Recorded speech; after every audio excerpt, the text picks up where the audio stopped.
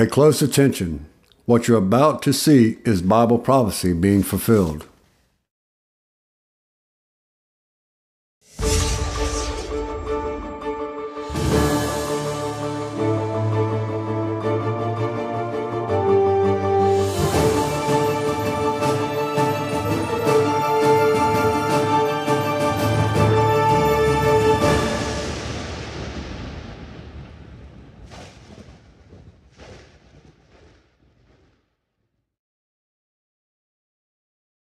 Welcome to another edition of YPN News, bringing you the news that relates to Bible prophecy and foretold by Yisrael Hawkins. We're focusing our entire report today on something that affects every living organism on the face of the earth. From plants and animals to the waters and very air we breathe, nothing is exempt from the devastating effects of climate change.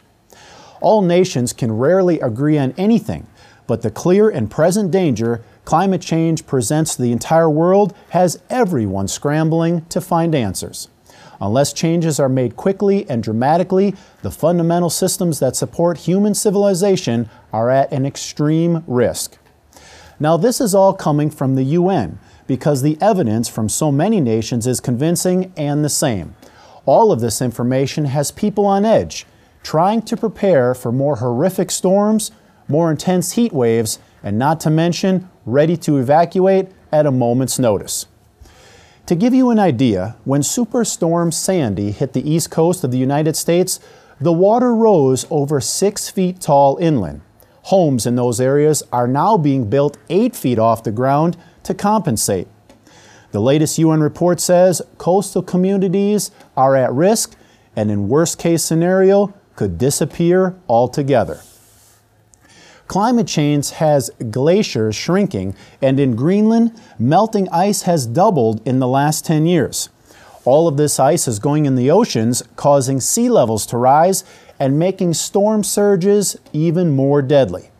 Jason Box, professor of the Geologic Survey of Denmark and Greenland, commented on the melting glaciers in an MSNBC report, saying, "As nature's thermometer, it just reacts. And when it goes away, we know something has changed."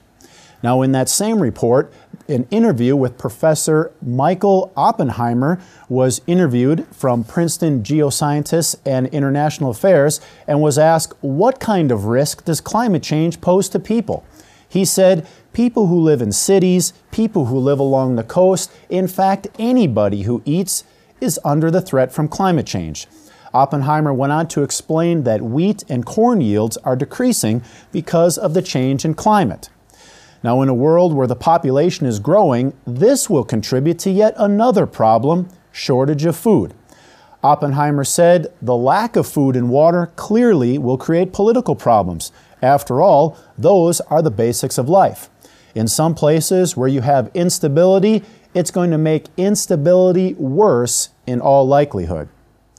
Now, land is not the only thing suffering. The chemistry of the oceans is changing as well.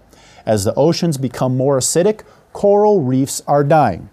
As the seawater is changing, those that rely on it for their livelihood are hurting. Bill Taylor has been watching his oyster supply decline on the coast of Washington State. He said, ultimately, the whole shellfish industry is at risk. If a shellfish can't form a shell, we're out of business. Now, the UN report warns if nothing is done, the snowpacks in the American West will continue to shrink, causing water shortages and worsening droughts. Now, also, that record-breaking heat of 2012 could become routine. Noah Diffenbaugh from the Intergovernmental Panel on Climate Change said, "We are likely to see most summers being hotter than the historically hottest summer. So what used to be the extreme literally becoming the new normal." And these changes are picking up speed, affecting food and water supplies, human health, and the loss of global species. What do the scientists say? No one and no place will be immune.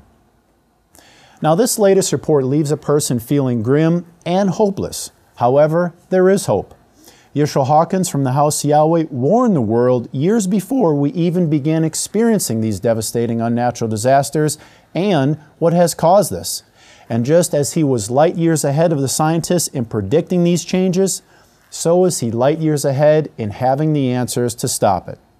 But I'm not going to spoil it for you. Stay tuned to Yisrael Hawkins, as I'm going to do after this broadcast, and see for yourself. And don't forget, you can also contact the House of Yahweh and request some free information that you can study in the quietness of your own home. To contact the House of Yahweh, you can write them at The House of Yahweh, P.O. Box 2498, Abilene, Texas 79604. You can call them at 1-800-613-9494. Visit them on any of their websites, www.yahweh.com, www.yisraelhawkins.com, or www.yahwehsbranch.com. You can also email them at info@yahweh.com, and for any calls outside the United States, please call the number on your screen. Well, don't go anywhere. Up next is Yisrael Hawkins. From all of us here at YPN News, I'm Jeffrey Heimerman. Thanks for watching.